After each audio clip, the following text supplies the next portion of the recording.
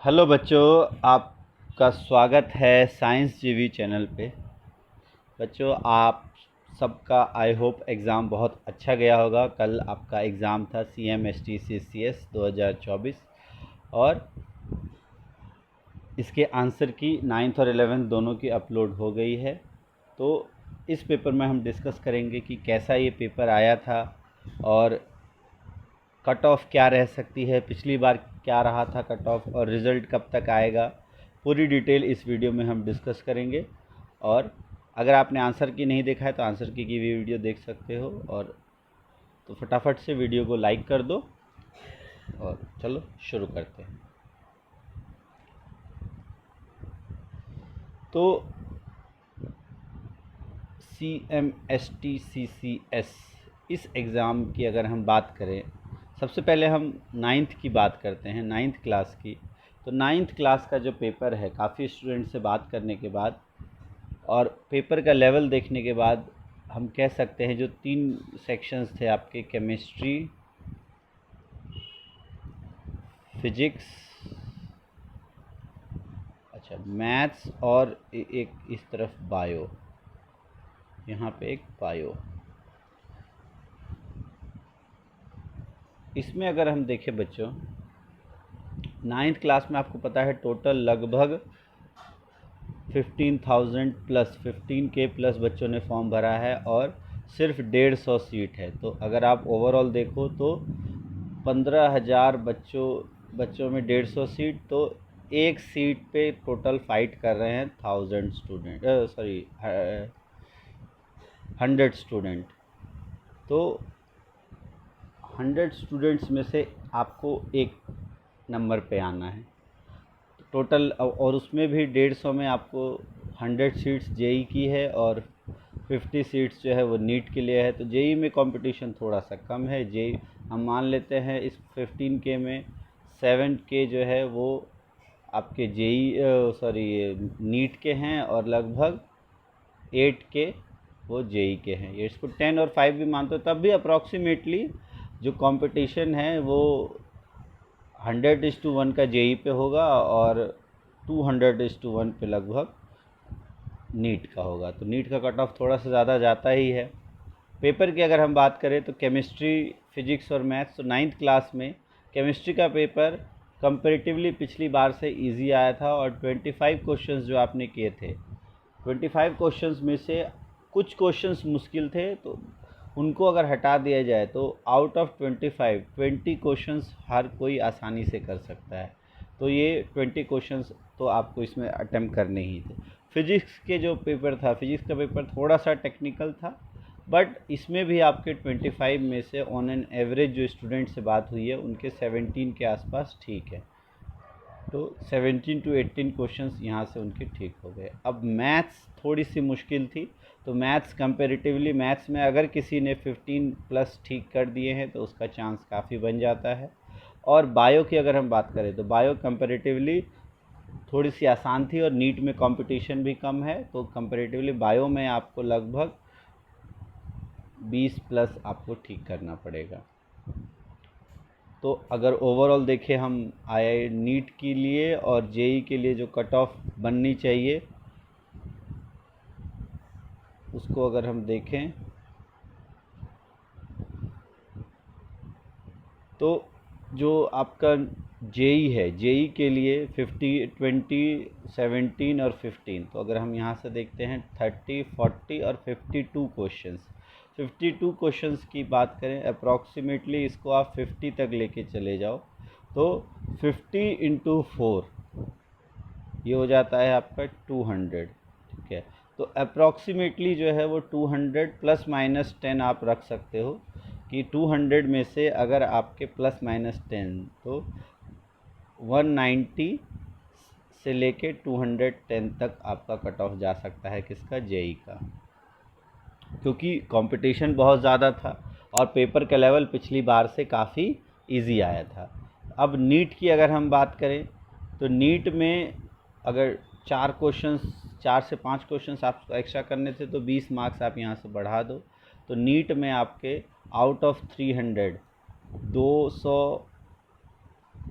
Plus के बाद ही आपका कोई चांस होगा, और इसमें लगभग आपका 210 से 220 नंबर अगर आप ला रहे हो तभी आपका कुछ चांस बनेगा, उसमें भी +-10 कर देना। अब सिर्फ इतना ही नहीं, इसके अलावा अगर हम कैटेगरी की बात करें तो जो आपका ओबीसी है, ओबीसी इनके आप +-10 कर सकते हो दोनों केस में। ईडब्ल्यूएस का कट ऑफ जो है वो जनरल से नॉर्मल काफ़ी कम होता है, उसमें आप -15, जो जनरल का कट ऑफ है उसमें से -15 आप ले सकते हो।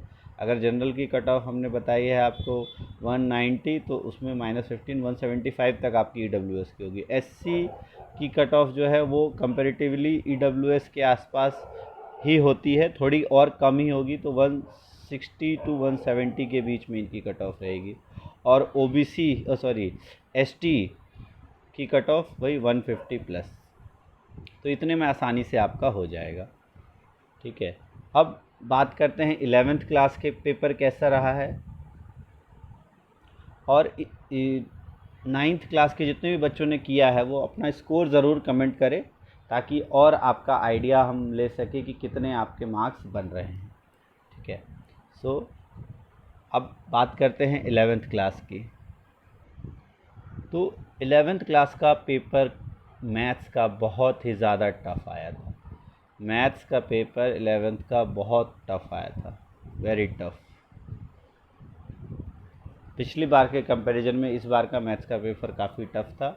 केमिस्ट्री का पेपर कंपैरेटिवली इजी था, तो केमिस्ट्री, फिजिक्स और मैथ्स, और फिर इधर बायो, नीट के लिए बायो। तो अगर हम केमिस्ट्री की बात करें तो केमिस्ट्री के पेपर में भी लगभग आपका 18, अगर आपने सही किया 18 to 20 तो आपका गुड अटैम्प्ट है। फिजिक्स की अगर हम बात करें तो फिजिक्स में आपका 15 to 18 attempt is a considered good attempt. Maths काफ़ी मुश्किल रहा है, तो मैथ्स में अगर किसी ने सही 12 के आसपास भी 12+ भी अगर किसी ने बिल्कुल सही कर लिया है तो उनका चांस बन जाएगा। और बायो कंपैरेटिवली इजी थी, तो बायो में आपको 15+ तो कम से कम चाहिए ही चाहिए। तो इस हिसाब से अगर देखें 11th क्लास की जो कट ऑफ बननी चाहिए वो जेई की जो कट ऑफ है और नीट की जो कट ऑफ है वो इस हिसाब से देखें, जो अपनी कैलकुलेशन के हिसाब से, तो इसको हमें 18 ही मान लेते हैं। तो 10 और 10 10 30, 8 और 5 13 और 2 15, तो 45 क्वेश्चंस के आसपास इसका है। इनटू अगर आप 4 करते हो तो हो जाता है 180, तो अप्रॉक्सीमेटली 170 to 180 कट ऑफ जाएगा। +-10 आप कर सकते हो अकॉर्डिंगली, हो सकता है कुछ ज़्यादा, एग्जैक्ट तो हम नहीं बता सकते, अप्रॉक्सीमेट बता सकते हैं। तो 170 to 180 जेई के लिए, और +-10। नीट में ऑब्वियस बात है 20+ करके चलो, आप 20 to 25 क्वेश्चन नंबर प्लस करके ही आपको चलने हैं, ठीक है। तो यहाँ आप देख सकते हो 20, 10 30, 10 40 और 8 5 13 53, तो इसको आप 50 मान के चलो। तो 50 क्वेश्चंस, तो लगभग 200 मार्क्स का आपका इसमें +-10 आप कर सकते हो। 190 to 200 के आसपास का आपका इसमें नीट में आना चाहिए मार्क्स। अगर मान लो आपके 170 है तो ऐसा नहीं कि आपका बिल्कुल चांस नहीं है, ये आइडियली एक पेपर का एनालिसिस करने के बाद लग रहा है कि 190 to 200 या 180 to 200, 180 to 190 के अप्रॉक्सीमेटली इनके बीच में ही आपका कट ऑफ रहने वाला है जनरल का। और कैटेगरी वाइज उसमें से आप लगभग 8-10 नंबर माइनस कर सकते हो। तो अब सभी लोगों से, अब अगर हम देखें इसमें, अगर हम कैटेगरी वाइज देखना चाहें तो +-10 आप कर सकते हो, जैसा हमने 9th में किया है, ठीक है।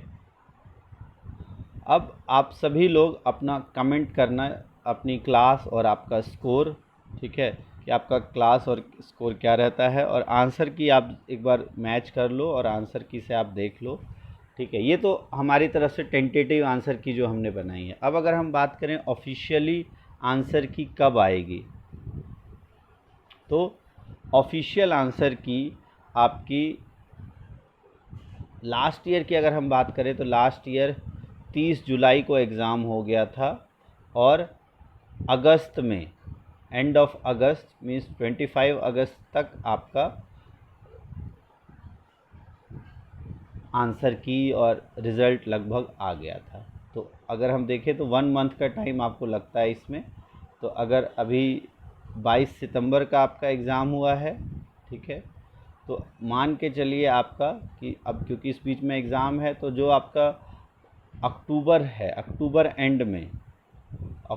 एंड तक आपका इसका रिज़ल्ट आ जाना चाहिए और दिवाली के बाद मोस्ट प्रोबेबली आपकी काउंसलिंग स्टार्ट हो जाएगी। दिवाली के बाद आपकी काउंसलिंग स्टार्ट हो जाएगी। इस बीच जब भी आप आंसर की आएगी और या कोई भी अपडेट आता है तो हम आपको ज़रूर इस चैनल पे इन्फॉर्म कर देंगे। तो नोटिफिकेशन बेल को भी ज़रूर आप क्लिक कर लो ताकि कोई भी इन्फॉर्मेशन आए तो फटाफट हम आपको इन्फॉर्मेशन दे सकें, ठीक है।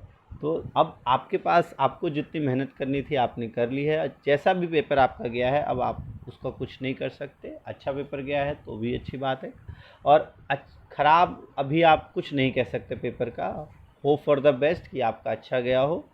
कंपटीशन तो रहता ही है ज़्यादा, क्योंकि सीट्स काफ़ी कम है, तो कंपटीशन तो, सीट सिर्फ 150 है तो कंपटीशन तो रहेगा ही। 9th क्लास के बच्चे जिनका अगर इस बार पेपर अच्छा नहीं हुआ है, आपको निराश होने की बिल्कुल ज़रूरत नहीं है। आपके पास दूसरा मौका आएगा फिर से 11th में।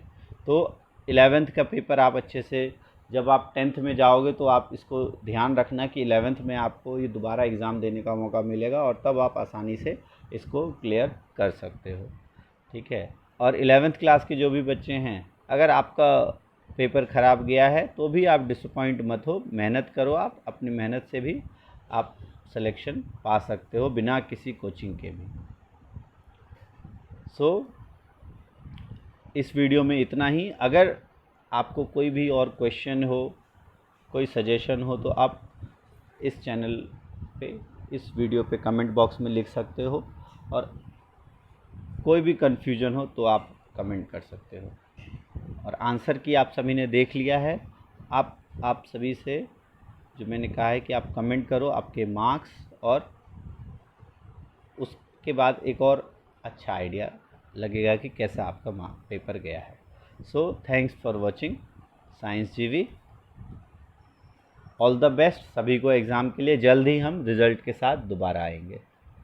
थैंक्स फॉर वॉचिंग साइंस जीवी।